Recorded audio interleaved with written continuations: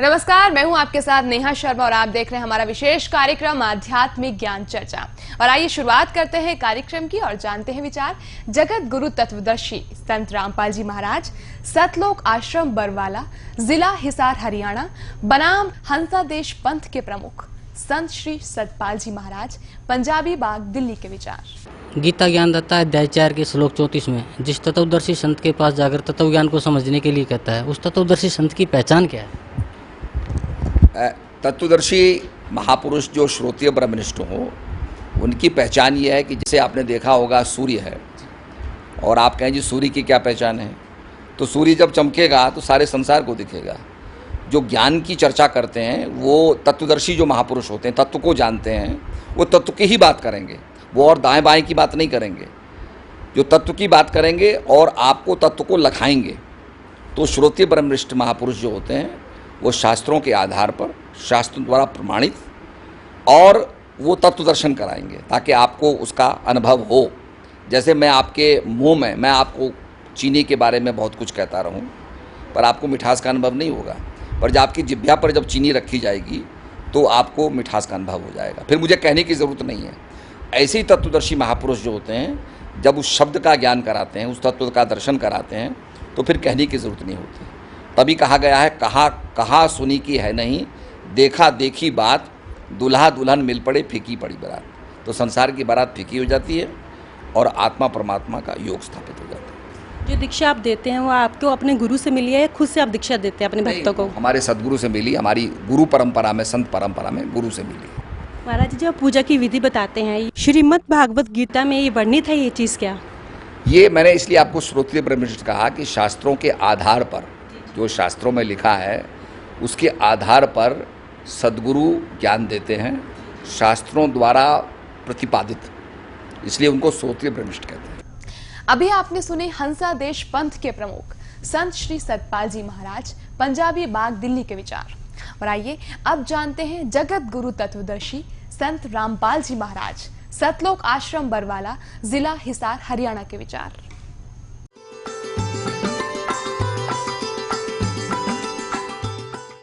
सतगुरुदेव की जय। बंदी छोड़ कबीर परमेश्वर जी की जय। बंदी छोड़ गरीबदास जी महाराज जी की जय। स्वामी राम देवानंद जी गुरु महाराज जी की जय हो। गरीब नमो नमो सतपुरुष को नमस्कार, गुरु की नहीं, सुर नर मुनि जन साधुओं संतों सर्वस्दी नहीं। सतगुरु साहेब संत सब दंडोतम प्रणाम, आगे पीछे मध्य हुए तिनको जा कुर्बान। श्री सतपाल जी महाराज जी से प्रश्न किया गया कि तत्वदर्शी संत की क्या पहचान है। ये स्वीकार करते हैं कि तत्वदर्शी संत वो होगा जो सदग्रंथों के अनुसार ज्ञान देगा और भक्ति विधि बताएगा। अब सदग्रंथों में कौन सी विधि है और कौन सा ज्ञान है, जिसे श्री सतपाल जी और श्री हंस जी महाराज जो इनके पूज्य गुरुदेव जी थे, और श्री प्रेम रावत जी जो अमेरिका के अंदर अधिकतर रहते हैं, जो इनके छोटे भाई हैं, ये शास्त्र विधि त्याग कर मनमाना आचरण कर रहे हैं और शास्त्र विरुद्ध ज्ञान दे रहे हैं। श्री ये कौन सा मंत्र देते? हंस मंत्र देते। हंस मंत्र श्रीमद् भगवत गीता में कहीं पर वर्णित नहीं है, वेदों में कहीं पर वर्णित नहीं है कि ये इस नाम से जीव का मोक्ष होगा। और देखिएगा गीत श्रीमद् भगवत गीता हमें कौन सा मंत्र जाप करने को कहते हैं और ये कौन सा जाप कराते रहे इनके पूज्य गुरुदेव जी, इन्हीं के पुस्तकों से देखिएगा। अब आदि नाम कौन सा है? जैसे सनातन, आदि मन सनातन मंत्र, सार नाम, सार शब्द गीता जी अध्याय नंबर 17 के श्लोक नंबर 23 में उस आदि नाम का संकेत है। ओम तत्सत इति निर्देश है ब्रह्मण तिर्विद समर्थ है। ब्राह्मणा तेन वेदा च यगा च विहिता पुरा। ओम तो ब्रह्म का है, जो गीता जी अध्याय नंबर 8 के श्लोक नंबर 13 में कहता है कि ओम इति एकाक्षरम ब्रह्म व्यवहारण माम अनुसमरण यह प्रयाति तजन देहम स याति परमाम गतिम, मुझ ब्रह्म का, क्योंकि गीता ज्ञानदाता श्री कृष्ण में बोल रहा है वो ब्रह्म, जो विष्णु और ब्रह्मा और शिव जी के जो पिताजी हैं, उसने प्रतिज्ञा कर रखी है कि मैं कभी किसी के समक्ष अपने ओरिजिनल रूप में नहीं आऊंगा। इसलिए गीता जी अध्याय नंबर 7 के श्लोक नंबर 24-25 में कहता है कि ये बुद्धिहीन जन समुदाय मुझ अव्यक्तम व्यक्तिम आपनम मनन्ते अबुधा, मुझ अव्यक्त को मैं छुपा रहता हूं अपनी योग माया से, मैं किसी के समक्ष नहीं आता। और ये बुद्धिहीन मुझे मनुष्य रूप में श्री कृष्ण मान रहे होंगे, आई एम नॉट कृष्ण। वो तो कृष्ण में बोल रहे थे, फिर कृष्ण जी से बाहर निकलकर इतना स्वरूप दिखाया, कृष्ण जी दिखे नहीं अर्जुन ने, केवल वो उसका प्रकाश। ये कहते हैं भगवान ज्योति है, और अर्जुन ने भी भगवान की ज्योति देखी। अर्जुन ने तो ज्योति प्रकाश, उस ज्योत स्वरूप उस साकार भगवान को देखा था। उसके शरीर का प्रकाश था इतना, हजारों सूर्य जितना। उन ज्योति ज्योति थोड़ी देखी तो सारा कुछ देखा, उसे हाथों में देखा, आपके मुंह में ये सब जा रहे हैं, 1000 हाथ थे उनके, अन्यों के। अर्जुन ने भी गीता में भगवान की ज्योति देखी थी। भगवान अर्जुन ने तो साकार नर आकार, उसका प्रकाश में तेजों में शरीर युक्त देखा था। तो ये कहता है कि मैं कभी किसी के समक्ष नहीं आता। और गीता जी अध्याय नंबर 4 के श्लोक नंबर 5 और 9 में कहता, अर्जुन तेरे और मेरे बहुत जन्म हो चुके हैं, तू नहीं जानता मैं जानता हूं। मेरे जन्म और कर्म अलौकिक हैं। इसके कर्म अलौकिक कैसे हैं कि किसी के सामने नहीं आता। श्री कृष्ण में प्रवेश करके गीता का ज्ञान बोल दिया और ये महाभारत अनर्थ करवा दिया। श्री कृष्ण जी नहीं चाहते थे युद्ध, वो तो इतने नेक व्यक्ति थे, सतोगुणी युक्त थे, सतोगुण युक्त थे। उन्होंने तो यहाँ तक कह दिया था कि मैं हथियार नहीं उठाऊंगा, एक तरफ मेरी सेना होगी, एक तरफ मैं होऊंगा, और मैं हथियार भी नहीं उठाऊंगा, ऐसा जुल्म मैं नहीं करूंगा। बेमतलब लड़ रही हो तुम। 2-3 बार शांति दूत बनकर गए उनको समझाने के लिए। तो जब अर्जुन ने देखा कि अब युद्ध करने का क्या फायदा, अपने भाई भतीजे रिश्तेदारों को मारूंगा, फिर खून से सने हुए यज्ञ इस राज्य को भोगूंगा। उसने यहाँ तक फैसला कर लिया था कि मैं तो भिक्षा मांग कर गुजारा कर लेंगे, और मैं तो ये चाहता हूँ कि सामने खड़े हुए कौरव मुझे मार दे, निहत्थे पर तीर मार दे, ये युद्ध मिट जा, अनर्थ खत्म हो जा, मेरे मरने के बाद पांडव युद्ध नहीं करेंगे। और उस समय श्री कृष्ण ने कहा तू लड़ ले, तू लट उठा और मार इनने, ये तो मार रखे। श्री कृष्ण जी तो तुरंत कह देते चल भाई वापस, ठीक है, क्या फायदा ऐसा जुल्म करने से, मैं पहले मना कर रहा था। तो उस समय ये काल प्रवेश कर गया उसके अंदर, श्री कृष्ण जी के अंदर। उसको मालूम था कृष्ण जी नहीं युद्ध होने देगा, ऐसा जुल्म नहीं होने देगा। तो इसके जन्म और कर्म ऐसे अलौकिक है। तो गीता जी का ज्ञान ये ब्रह्म बोल रहा है, इसको ब्रह्म बोलते हैं, सरपुरुष भी कहते हैं, इसको सरब्रह्म भी कहते हैं। श्रीमद् भगवद गीता अध्याय नंबर 15 के श्लोक नंबर 16 और 17 में 3 पुरुष हैं। पुरुष कहो, भगवान कहो, मालिक कहो, प्रभु कहो, ब्रह्म कहो, 3 ब्रह्म है। एक सरपुरुष और एक अक्षर पुरुष। सरब्रह्म कहो उसे, या सरपुरुष कहो, अक्षर पुरुष कहो दूसरे को, या अक्षर ब्रह्म कहो।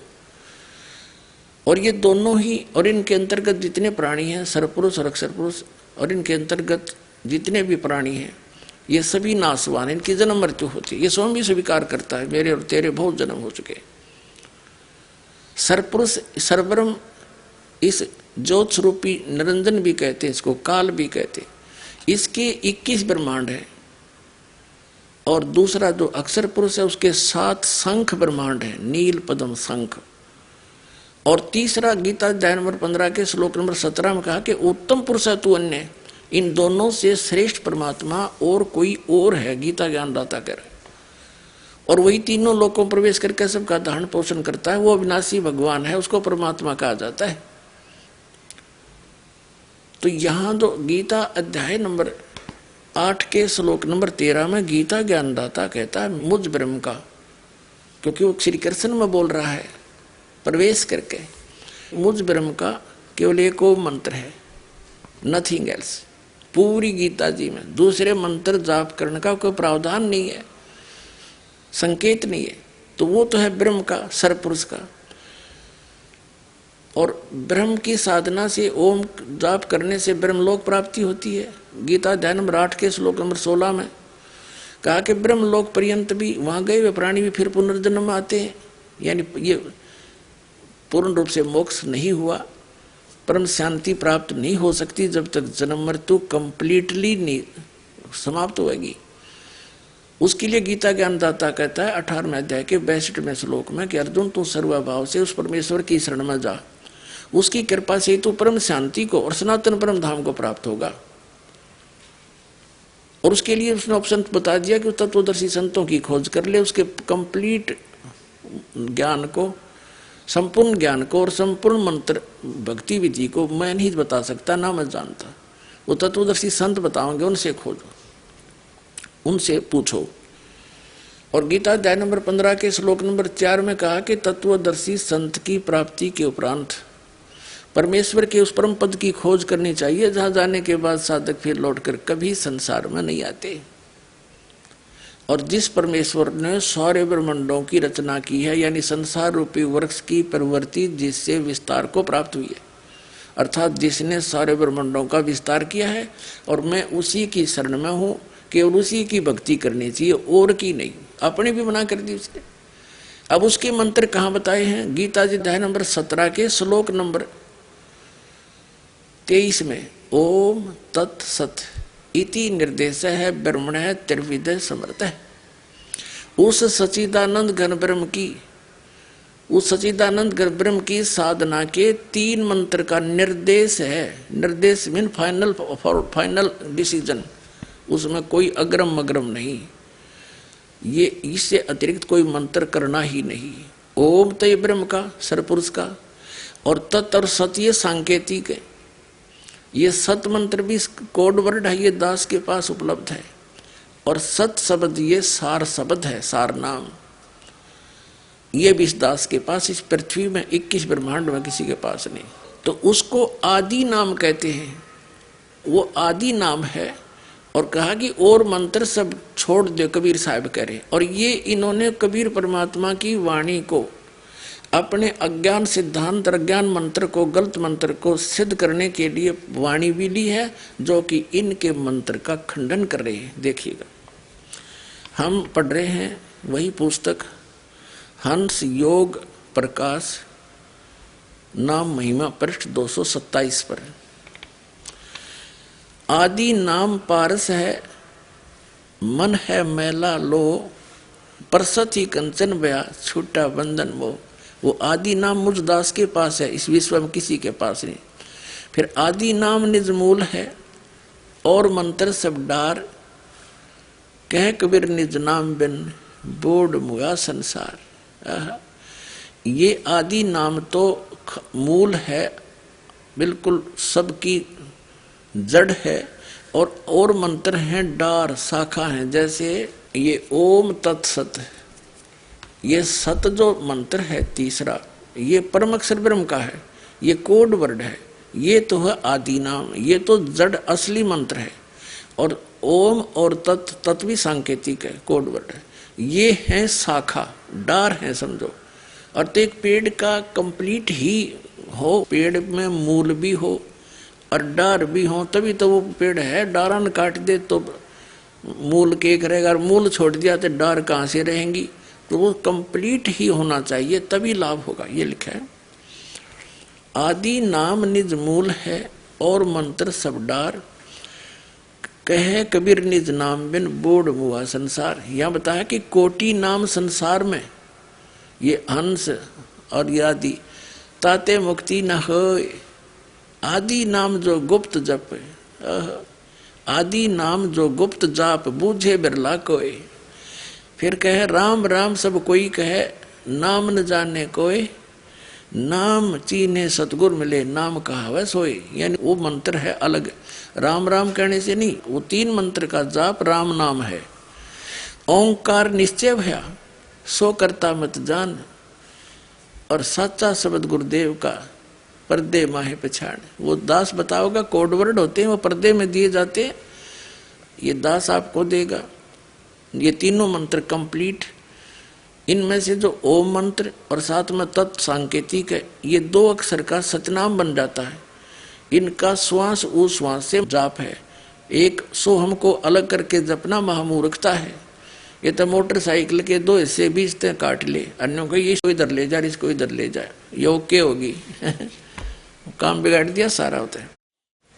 हम यहाँ पढ़ रहे हैं, ये अंश योग प्रकाश का 227 पर पढ़ रहे हैं, यहाँ आगे फिर कहा है कि जो जन हो है जो हरि रतन ले ही बिल गाए, यानी भिन्न भिन्न छानबीन करके लेगा सही जोरी होगा तो। और सोहम जप मुआ मिथ्या जन्म गवाए। आ गया इनका अंत। ये खुद हंस का, चलो इनकी बात बड़ी कर ली, सोहम कर लिया। वैसे तो ये कोई तुक नहीं, हंस का उल्टा बिला सोहम हो गया, सोहम जाप कर ले और फिर उसको ऐसे कर ले। तो परमात्मा कबीर जी की वाणी जो इन्हें समर्थन में ली है, यह इनके उस उपदेश का खंडन कर रही है इन्हीं की पुस्तक में कि सोम जब मेरे व्यर्था जन्म गवाया। क्योंकि सोहम नाम का जाप अलग से विधि है उसकी, और ऐसे अकेला सोहम जाप करने से, 2 हिस्से करने से भी कोई लाभ नहीं।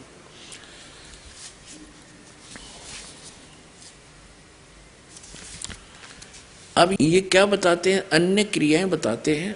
एक प्रकाश क्रिया, आंखें बंद करके प्रकाश देखे और कान बंद करके धुन सुने, और जीव्या को उलट के तालू पे ला ले। तीसरा अमृत क्रिया के इनका अकल है ये। कहते फिर तालू पे से कुछ टपकने शुरू हो जाएगा, न तो मुंह में सारे में लाल भरी है, राल ये सारे टपके। इनको खेचरी मुद्रा का भी नहीं पता। इन सभी क्रियाओं का लाभ आपको जो मंत्र दिया जाएगा श्वास उश्वास का, कंप्लीट 3 मंत्र का, उसमें ये सभी लाभ आपको ऑटोमेटिकली मिल जाएगा। इन क्रियाएं की आवश्यकता नहीं। ये तो बिल्कुल यूजलेस बताई, ना किसी संत ने करी, ये तो पथभ्रष्ट योगी करा करते, और उन्हीं के इतिहास से इन्होंने ले रखा है। उपनिषद क्या है? उपनिषद एक ऋषि विशेष का अपना अनुभव है। जैसा भी उसने अपने सारे जीवन में भगवान की भक्ति करके जो उपलब्धि हुई, और यदि उस ऋषि का अनुभव वेदों से नहीं मिलता है तो यूजलेस है। जैसे ये सत्यार्थ प्रकाश महर्षि दयानंद आर्य समाज प्रवर्तक का अनुभव है, और ये एक उपनिषद का रूप धारण कर चुका था। अगर इस दास पर परमात्मा की दया ना होती तो इसकी अपोल पाड़ दी, इसमें कख भी नहीं, सत्यार्थ प्रकाश सारा वेद विरुद्ध ज्ञान भरा पड़ा इसके अंदर। तो इसकी ऐसी स्थिति हो गई थी, श्रद्धालु लोगों ने वेदों को पढ़ना ही छोड़ दिया था, ये मानकर के महर्षि दयानंद वेदों का विद्वान था, और इन्होंने जो साधना की वेद अनुसार की है, और वेदों वाला ज्ञान इन्होंने सिंपल करके सत्यार्थ प्रकाश में अपना अनुभव लिख दिया। तो ये सही है। अब दास ने वेदों से तुलना करके दिखाई सत्यार्थ प्रकाश की, सारा वेद विरुद्ध ज्ञान है उसके अंदर। तो इसका समय आने पर फिर आगे प्रकरण चलाएंगे, अभी पहले इनसे निमट लें। तो ये जो उपनिषदों से इन्होंने क्रियाएं ली हैं, ये उन ऋषियों की अपना अनुभव है जो वेद ज्ञानहीन थे, तत्व ज्ञानहीन थे, उनको वेदों का ज्ञान नहीं था, और अन्य साधना करके अपना जीवन नाश करके आने वालों के लिए वह छाप छोड़ के बना का अपना अनुभव। अब देखिएगा, ये है हंस योग प्रकाश 290 पृष्ठ पे, हम 291 पे पढ़ेंगे। यहाँ पर खेचरी मुद्रा विधि। देहांत काल में परम पद कैवल्य मोक्ष होता है। इन 4 मुक्तियों में से एक मुक्ति है। तालू छिद्र के ऊपर जीवा प्रवेश करके 1 घड़ी मात्र खेचरी मुद्रा स्थित रहे, और योगी को सर्प बिच्छू आदि का विष न लगे, और बुढ़ापा रोग मृत्यु को जीत जावे। वाली पलित जो चमड़ा ढीला होकर सलोटें पड़ती हैं न होए। बता, अब ये क्या बता रहे हैं कि तालू पर जीभ लाने से आदमी ना तो मरे ना उसका रोग होए। या खेचरी मुद्रा श्री हंस जी करा करते। ऐसे बुरी बीमारी हुई, घुटना में रोग हो गया और बुखार से तड़प कर मर गए और भूत प्रवेश कर गए उस साधना से। तो खा कैया साधना। अभी आपने सुने जगत गुरु तत्वदर्शी संत रामपाल जी महाराज, सतलोक आश्रम बरवाला, जिला हिसार, हरियाणा के विचार। और आइए अब जानते हैं हंसा देश पंथ के प्रमुख संत श्री सतपाल जी महाराज, पंजाबी बाग, दिल्ली के विचार। जो दीक्षा आप देते हैं वो आपको अपने गुरु से मिली है या खुद से आप दीक्षा देते हैं अपने भक्तों को? हमारे सदगुरु से मिली, हमारी गुरु परंपरा में, संत परंपरा में गुरु से मिली। अभी आपने सुने हंसा देश पंथ के प्रमुख संत श्री सतपाल जी महाराज, पंजाबी बाग, दिल्ली के विचार। और आइए अब जानते हैं जगत गुरु तत्वदर्शी संत रामपाल जी महाराज, सतलोक आश्रम बरवाला, जिला हिसार, हरियाणा के विचार। श्री सतपाल जी महाराज तथा श्री प्रेम रावत जी, जिसको बालकेश्वर जी कहते हैं, ये दोनों महाराज श्री हंस जी महाराज के पुत्र और उनके शिष्य हैं। ये कहते हैं कि जो दीक्षा हमारे पूज्य गुरुदेव श्री हंस जी महाराज दिया करते थे, वही दीक्षा हम अपने अनुयायियों को प्रदान कर रहे हैं। पुण्यात्माओं, जो इनके पूज्य गुरुदेव श्री हंस जी महाराज जो साधना स्वयं करते थे और जो दीक्षा देते थे, उससे उनको क्या मिला? 40 वर्ष की साधना के उपरांत वो प्रेत बाधा से पीड़ित, देखिएगा प्रमाण। तो आज जो अब सतपाल जी महाराज और श्री प्रेम रावत जी जो इनके छोटे भाई हैं, जो वही साधना ये दे रहे हैं, तो इनके अनुयायियों की क्या दशा होगी। ये श्री हंस जी महाराज यही क्रियाएं करा करते जो आज इनके सुपुत्र श्री सतपाल जी और श्री प्रेम रावत जी जो अमेरिका वाला, वो बता रहे हैं, करोड़ों जीवों को पीछे लगा रहे हैं।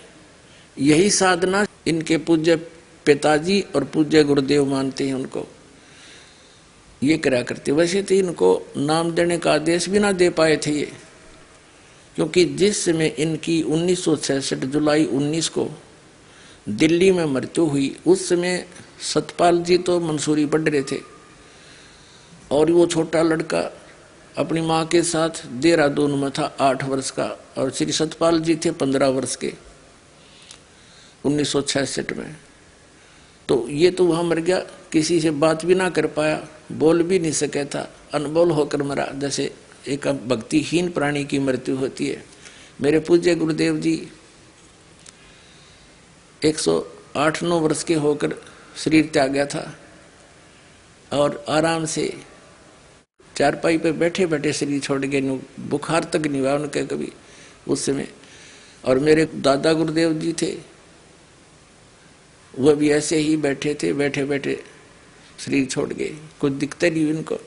और कबीर परमात्मा थे, सह शरीर आए थे, सह शरीर लाखों लोगों के सामने ऐसे गए थे।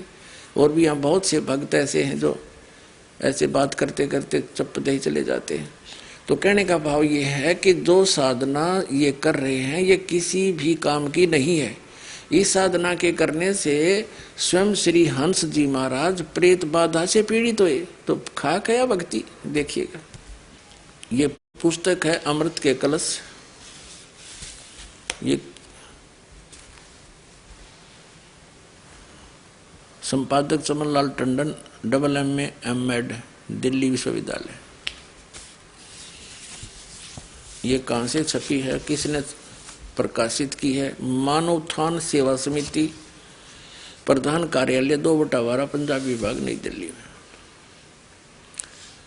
मुद्रक photo composing, Rajeshwari photo setters private limited, 2/12, Punjab विभाग, नई दिल्ली से। अब इसका दिखाते हैं आपको। ये इसके पृष्ठ नंबर 61 पर आप पढ़िए।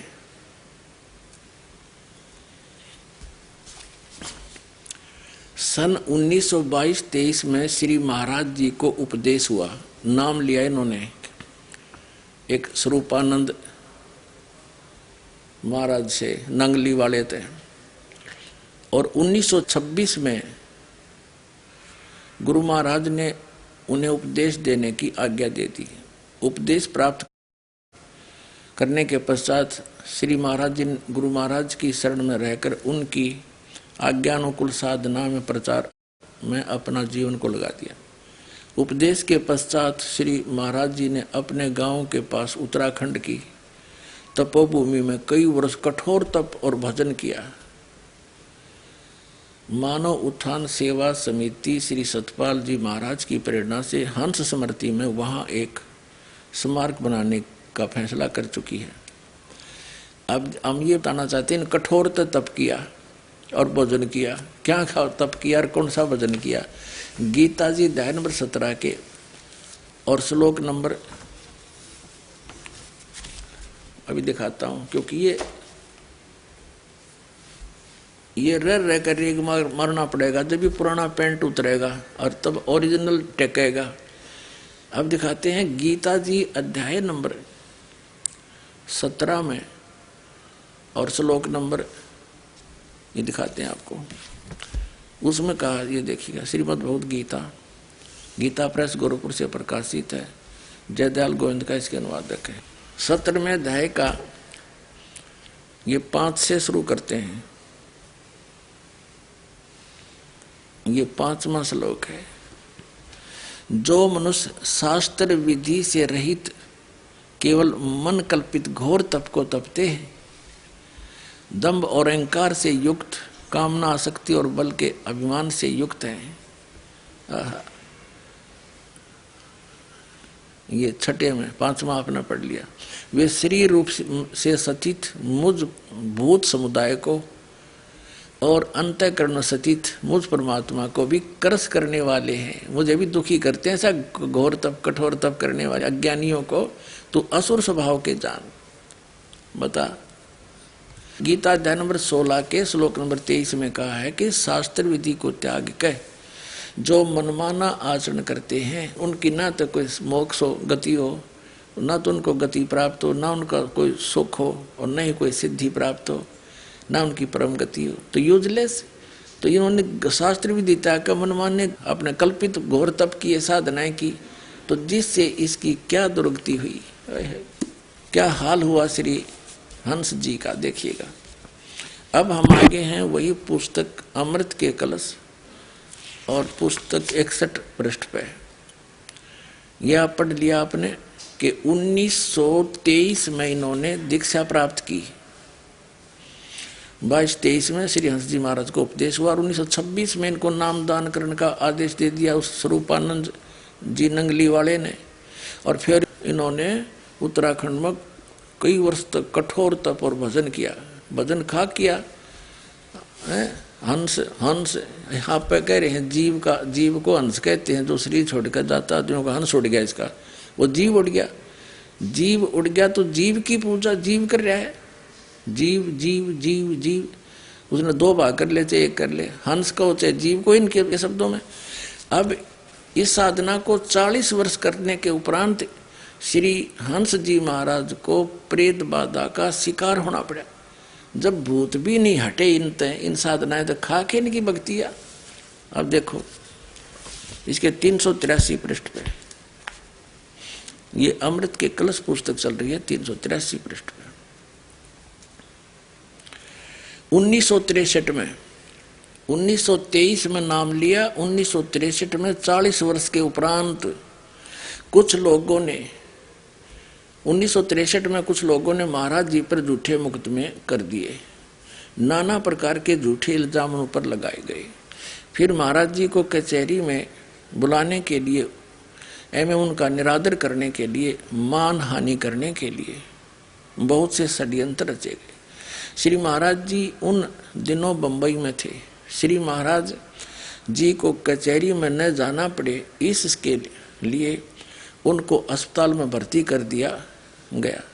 जब महाराज जी ने कहा कि तुम मुझे अस्पताल में क्यों दाखिल कर रहे हो, तो कहा कि महाराज जी आपके नाम के सम्मन जारी हो गए हैं और आपको दिल्ली कोर्ट में बुलाया है। महाराज जी ने कहा लेकिन मैं बीमार तो हूं नहीं, यह तो झूठ ही होगा, तब जब डॉक्टर आएंगे और मुझे देखेंगे तो कहेंगे कि इन्हें तो कुछ है ही नहीं, मैं जूठा पड़ जाऊंगा।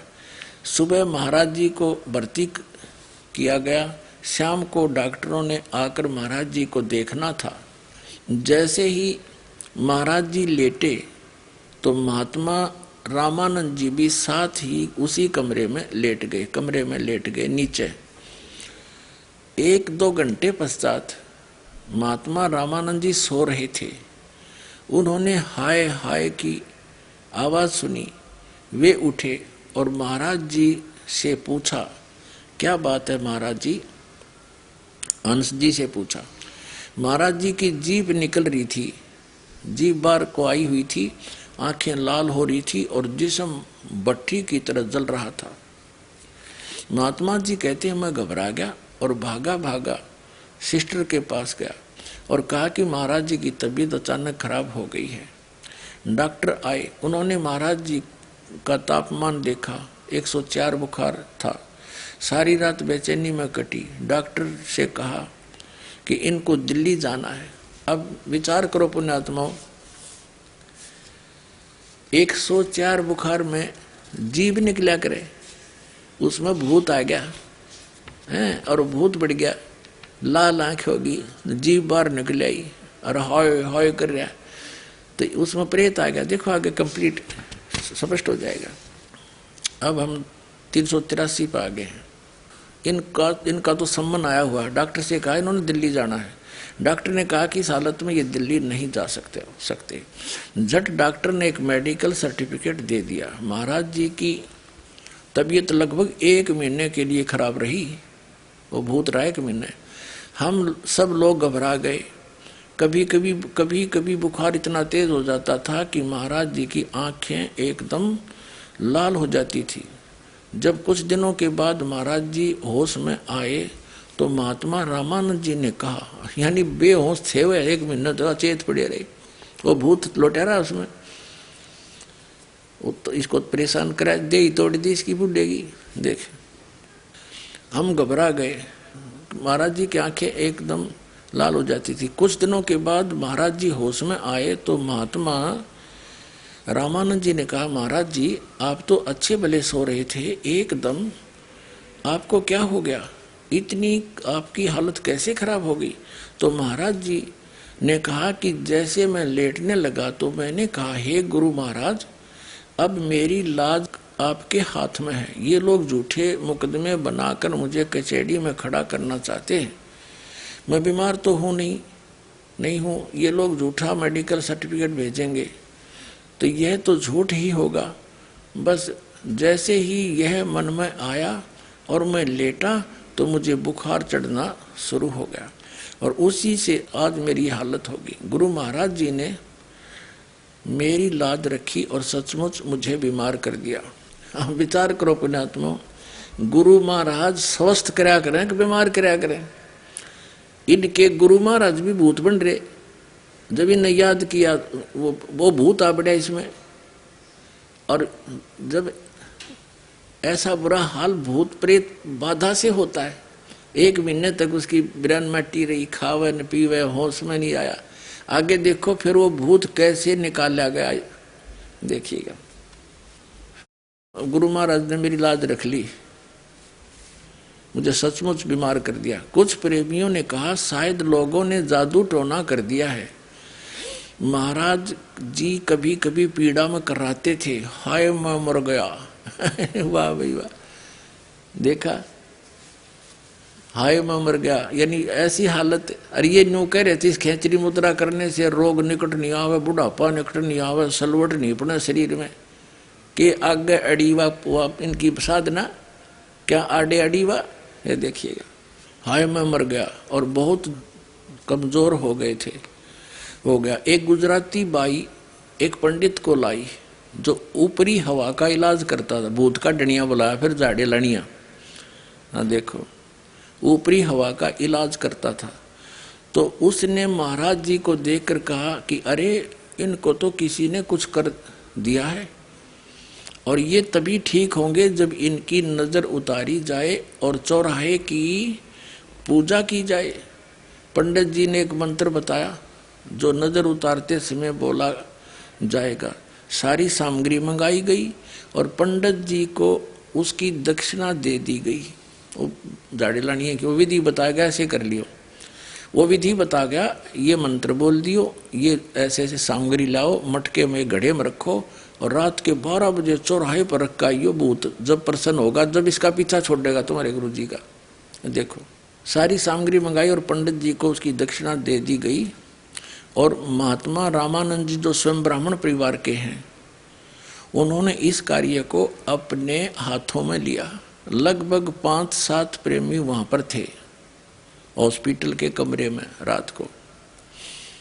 रात के 12 बजे उस सामग्री को एक कलश में रखकर चौराहे में रखना था। रामानंद जी ने नजर उतारने के बाद कहा कि कौन मेरे साथ चलेगा। सभी भयभीत हो रहे थे, ये चेले डर गए, भूता थे, सभी भयभीत हो रहे थे। अंत में उन्होंने डांट कर कहा, अरे डरते क्यों हो, मैं भी तो चल रहा हूं, क्या भूत हमें खा लेगा। वो भूत का डर मत है और मटके में लेकर चले उसको। फिर अंत में उन्होंने एक दूसरे महात्मा को तैयार किया। घनघोर वर्षा हो रही थी, तेज हवा चल रही थी। जैसे ही महात्मा जी कमरे से बाहर निकले, यानी रामानंद उस गढ़े नरभूत ने लेकर, तो तेज आंधी से दरवाजे ने इतनी आवाज की और हवा के अंदर आने से महाराज जी जोर से चिल्लाए।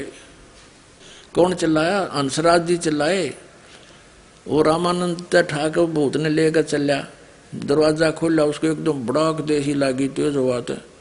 और देखो महाराज जी चिल्लाए, हंस जी चिल्लाए, फिर किलकी मारी भूत ने। देखो जैसे ही महात्मा जी कमरे से बाहर निकले तो तेज आंधी से दरवाजे ने इतनी आवाज की और हवा के अंदर आने से महाराज जी यानी हंस जी भी जोर से चिल्लाए। तो रामानंद जी भी कांप उठे और डर गया, और उनका झाड़ी लानिया भी डर गया और भयभीत हो उठे। और मन में यह ख्याल आया कि फिर वापस कमरे में चलें, लेकिन फिर धैर्य बांध कर और नाम का सुमन करते हुए, नाम खाक था तुम्हारे पास, हंस हंस, उसका भी 2 भाग करे। वे चौराहे की तरफ उस कलश को उठाए हुए चल रहे थे। दूसरे महात्मा छाता लिए हुए चल रहे थे। चौराहे में रखकर जैसा पंडित जी ने बताया था पीछे मुड़ आए। हो गया कल्याण। इस अंश जी का ये साधना करता था। ये कौन सी अभी दिखाता हूं, जो ये सारा समुदाय करता है।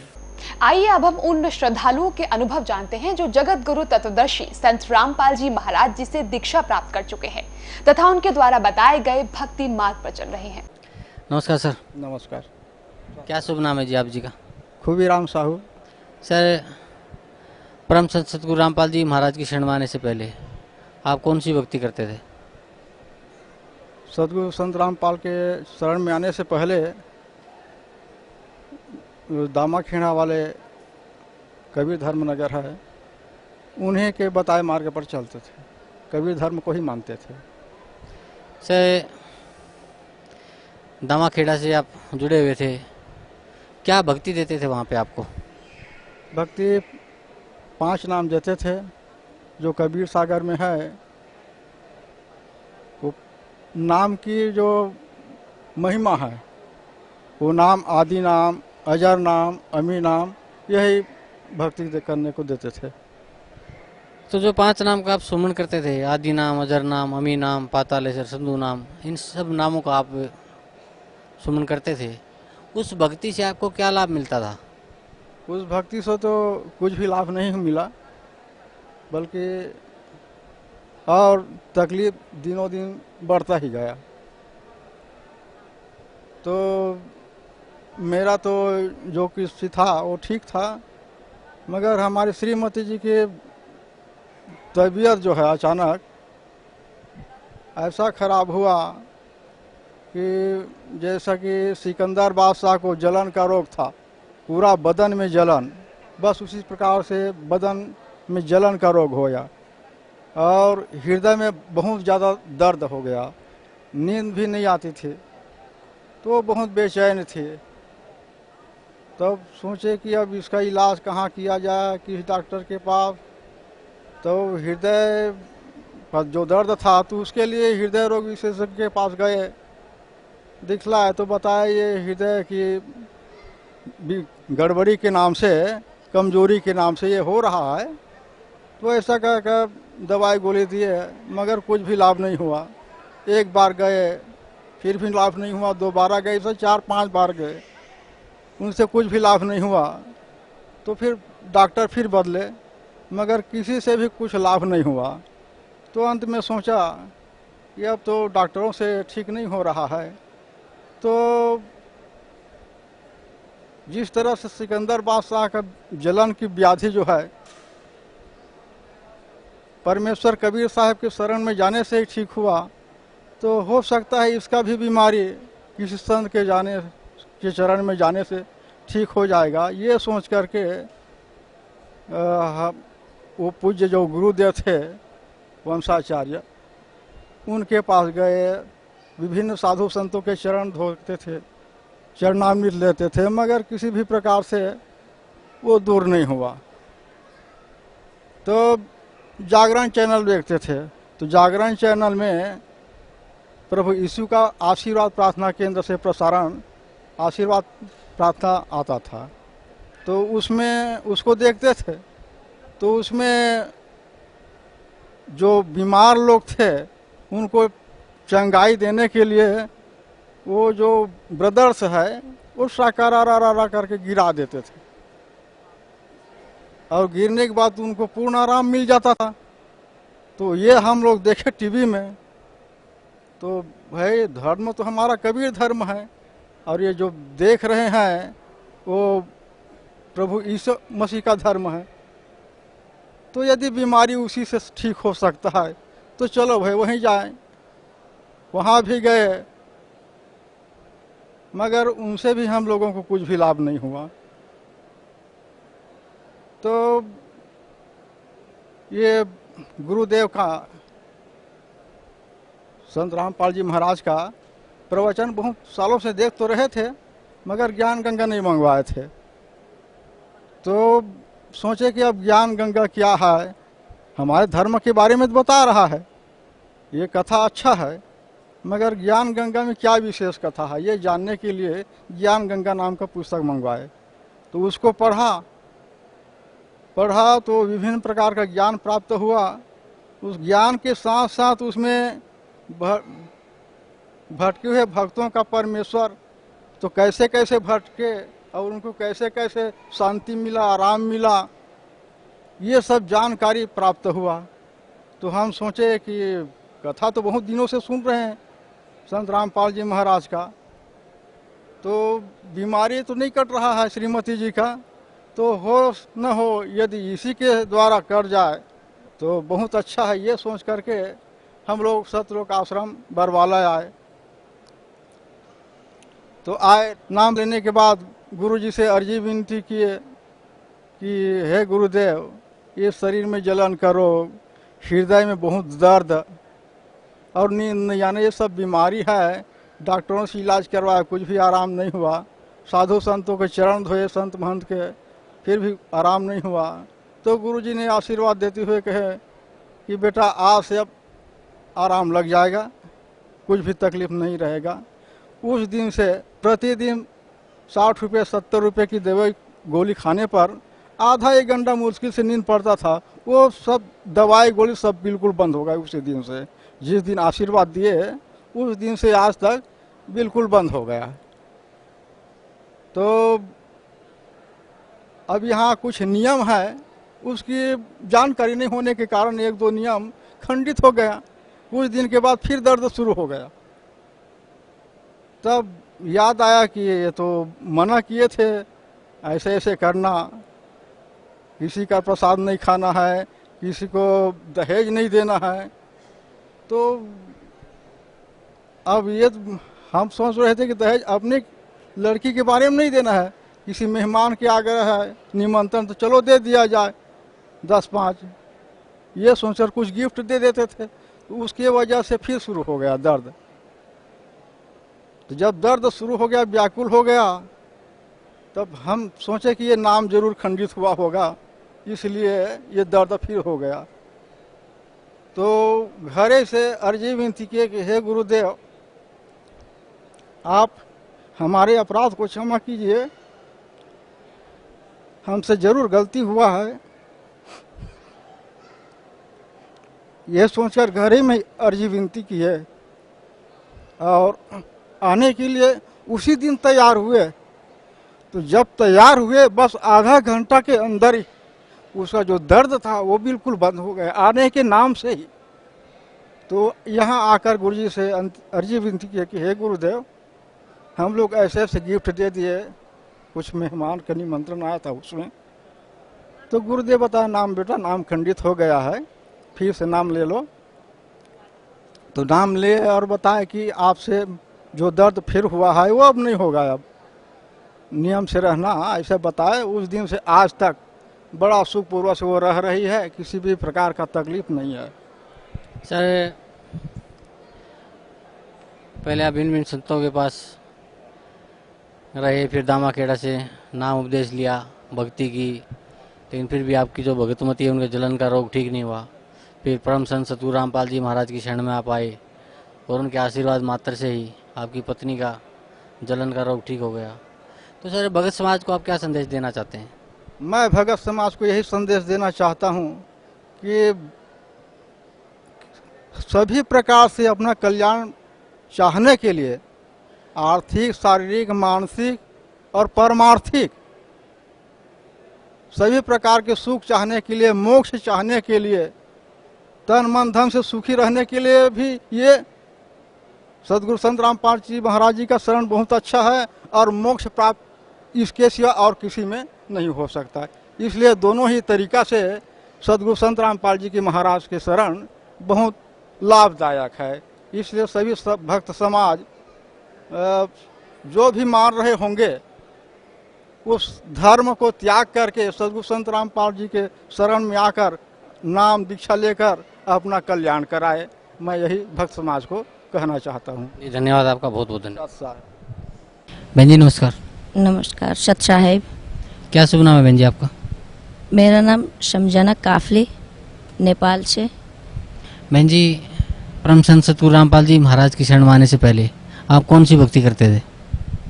मैं वही परंपरागत साधना, जैसे ब्रह्मा विष्णु महेश दुर्गा और गणेश की साधना।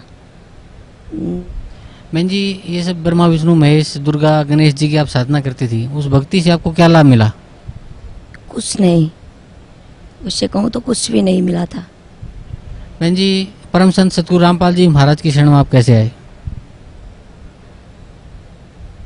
परम संत सतगुरु रामपाल जी गुरु महाराज की शरण में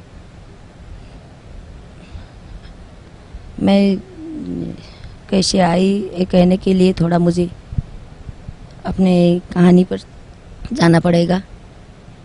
बचपन से मेरे घर में जो तनाव,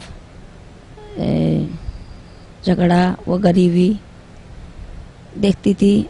मेरे पिताजी जो शराब पीते थे बहुत ही, और मेरे घर के गरीबी हालत, इन सब के कारण मैं बहुत दुखी होती थी और घंटों भगवान के फोटो के सामने जाकर रोती थी। वह मंदिर जाती थी, फिर भी भगवान के सामने बैठकर रोती थी और बोलती थी कि भगवान आप कहाँ हो, यदि हो तो आ जाओ और हमारी मदद करो। लेकिन कभी ऐसा नहीं हुआ कि भगवान आए और मदद किया। और हमारे घर में दिनों दिन बद से बदतर हालत होती गई। झगड़ा, गरीबी, इन सब। धीरे धीरे मैं बड़ी हो गई, शादी हो गई तो मैं काठमांडू आ गई। उसके बाद इधर घर में मेरे बड़े भाई साहब जो राम कुमार काफले उनका नाम था, हाल में वो भक्त रामदास हो चुके हैं, ने पिताजी का वही जगह ले लिया। वो पशुओं की तरह हो गए। रात दिन शराब पीना, मांस मछली, सिगरेट, तम्बाकू, गुटखा, ये सब खाकर घर में झगड़ा करना और घर को नर्क बनाना, जैसे कि माहौल नर्क हो गया। सुनती थी तो बहुत दुख होता था। फिर भी उस समय भी भगवान ही खोजती थी, बोलती थी कि भगवान अगर तुम हो तो क्यों नहीं हमारे मदद करते और आते। उस वक्त भी बचपन से जवान होने तक और बड़े होने तक भगवान की ही तलाश और व्रत और उपासना ये सब बेकार हो रहे थे। और एक दिन वैसे ही मैं सुनी कि मेरे बड़े भाई साहब राम ओ बरवाला आश्रम, सतलोक आश्रम बरवाला आ गए और मंत्र उपदेश लेके चले गए संत सतगुरु रामपाल जी गुरु महाराज की चरण कमल से। तो उसके बाद वो सुधर गए हैं, बदल गए हैं। लेकिन मुझे पहले तो विश्वास नहीं हुआ, क्योंकि जब से मैंने देखी थी कि वो इस हालत में थे कि मैं कभी कल्पना भी नहीं कर सकती थी वो बदलते हैं। और फिर भी दिन हफ्ता महीना हो गया और मैं सुनती रही, देखती रही कि वो बदल गए हैं। मैं विवश हो गई उनकी घर की आर्थिक हालत देख के, और उनका सुधरा हुआ हालत देखकर मुझे विवश होना पड़ा कि क्यों और कैसे हुआ, क्या हुआ। उन्होंने बोला था जब से वो सुधर के आ गए तो हमेशा से हमें बोलने लगे कि मैं तो भटका हुआ था, अंधेरा में था, सचमुच में वहाँ परमात्मा बैठे हुए हैं, भगवान बैठे हुए हैं, उनके आशीर्वाद में शक्ति है, वो कुछ कर सकते हैं, वो कुछ भी कर सकते हैं, मुझ जैसे को सुधार सकते हैं। और तुम लोग भी जाओ, क्यों भटक रहे हो, देखो यहाँ कुछ होने वाला नहीं है, वही होगा, और कुछ कर सकता है तो वही कर सकता है, तुम लोग जाओ, देख तू तो समझती है मुझे, तू जा, ऐसे करके मुझे बोलने लगा। क्योंकि उसके बात कर कोई विश्वास नहीं करता था, बात भी वैसे ही था, उन्होंने बनाया ही वैसा था माहौल। फिर उन्होंने मुझे आध्यात्मिक ज्ञान गंगा और कुछ सीडी वो भेज दिए। तो मैं शुरू में पढ़ने लगी, देखने लगी, कुछ समझ में नहीं आया, और फिर 2 रात 13 कर देखने लगी तो कुछ समझ में आने लगा। और धीरे धीरे 5-6 बार देखने से पता चला कि कुछ बात है इसमें। तो मुझे अच्छी लगी और ऐसा लगा कि शायद वहाँ पर मुझे जाना ही चाहिए। तो मैं बरवाला आश्रम आ गई।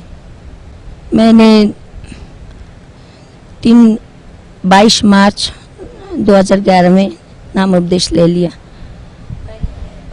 पहले मेरे पति ने आके 3 महीने पहले आके नामदान ले लिया। फिर उसके 3 महीने बाद मैं और मेरे 73 साल की सास हैं, वो दोनों ने साथ में आकर नाम लिया। बहन जी, पहले आप बहुत दुखी थे, मानसिक भी, आर्थिक हालत भी खराब थी, घर में कलेश भी रहता था। फिर आपने परम संत सतगुरु रामपाल जी महाराज से नाम उपदेश लिया। तो जो भक्ति पूज्य गुरुदेव संत रामपाल जी महाराज ने आपको दी है, उस भक्ति से आपको क्या लाभ मिला? उस भक्ति से मिली हुई लाभ का तो मैं बयान ही नहीं कर सकती सी। सबसे पहले बात तो मेरी जो बचपन की तलाश थी कि परमात्मा भगवान कहाँ है कि नहीं है, तो कैसे आते हैं, वह कैसे मदद करते हैं। तो ये बात मेरी सही बन गई कि भगवात्मा सचमुच में हम जैसे ही हैं, इंसान के रूप में हैं, और वो एक दिन न एक दिन मिल जाते हैं। जैसे सपना, मुझे यहाँ सपना ही लगता है अभी भी, कि जब मुझे परमात्मा के दर्शन हुए तो ऐसे लगा कि मैं तो देख भी नहीं पाई उनको, कि सचमुच में ऐसा ही होता है परमात्मा। उनके एक आशीर्वाद से, एक स्पर्श आशीर्वाद से ऐसे लगा, मैं पता नहीं मेरा जीवन बदल गया, मैं इंसान बनने के लायक हो गई। और घर की हालत तो मानो स्वर्ग हो गया, क्योंकि पहले उदाहरण ही मेरे लिए यही है कि मेरे राक्षस जैसे भाई साहब बदलकर इतने दयालु और इतने धार्मिक, इतने आस्थावान, इतने इंसान बन गए। और उनकी हालत आर्थिक उन्नति भी बिल्कुल खराब थी, तो सुधर कर बहुत अच्छी हो गई। दुकान भी छोटा सा था लेकिन उसमें इतनी आमदनी हो गई तो मुझे विवश होना पड़ा। और मुझे भी घर में जो मेरे पति को पाइल्स और पेट के कुछ शिकायत से, वो तो बिल्कुल ही यहाँ आने के आशीर्वाद के बाद ही वो आज के दिन तक कोई पता नहीं है। कुछ दवाई उन्होंने नहीं ले रखा है। और मुझे और मेरे बच्चे वैसे इन लोगों तो बिरामी की तो कुछ बात नहीं, लेकिन जो मानसिक बीमारी होती है अंदर से आत्मा में कि ऐसे कि भगवान नहीं है, कोई दिखता नहीं है, ऐसा नहीं है, लेकिन ये सब भूल गया और परमात्मा है, सचमुच में है और हमारे सामने ही है। लेकिन हम लोग पहचानते नहीं हैं और कोशिश ही नहीं करते हैं। वही मंदिर, वही पत्थर, उसी में ढूंढने की कोशिश करते हैं, सत साधना नहीं करते हैं। और लेकिन जब सदगुरु रामपाल जी गुरु महाराज के श्री चरणों में आए तब पता चला कि साधना क्या होती है और पूजा क्या होती है और भगवान क्या होती है। घर में कला नहीं है, कलेश नहीं है, झूठ नहीं है। बच्चे एक झूठ बोलने के लिए डर जाते हैं, बोलते हैं कि भगवान है, नहीं ऐसे। और जो बच्चे दिन भर TV, cartoon, film, video game देखकर नहीं थकते थे, वो आज दिन भर टीवी देखते हैं तो परमात्मा की सत्संग देखते हैं और गुनगुनाते हैं तो शब्द मानी होते हैं उनके मुंह में। और मेरे बच्चे के भी स्कूल के परसेंटेज बढ़ गए हैं। वो लोग एग्ज़ाम छोड़ कर यहाँ आ जाते हैं और वापस जाकर मार्क्स देखते हैं, एग्ज़ाम देते हैं, फिर भी वो हाईएस्ट मार्क्स में मेरा बेटा ने भी करके दिखाया है, ये भी प्रूव है। और पता नहीं अंदर से अंतर आत्मा से हमें लग रहा है कि हम लोग ने सब कुछ पा लिया। शांति, एक इंसान को संसार में सबसे ज़्यादा होती है आत्मा शांति। तो मुझे लगता है आत्मा शांति और वैसे भी आर्थिक शांति, ये सब तो ऑटोमेटिकली परमात्मा के शरण में आने के बाद सब कुछ चला जाता है और सब कुछ मिलता ही जाता है। लाभ यही हुआ है मुझे। बहन जी, भक्त समाज को क्या संदेश देना चाहते हैं आप? मैं भक्त समाज, संपूर्ण भाई बहन, माता पिता जो भी हैं, आज के शिक्षित समाज जो किसी को भी भटकाकर भुलाकर कुछ नहीं कर सकता, ज्ञान गंगा पुस्तक है, देखें, पढ़ें और साक्षात परमात्मा है बरवाला आश्रम में आ जाएं, देरी ना करें।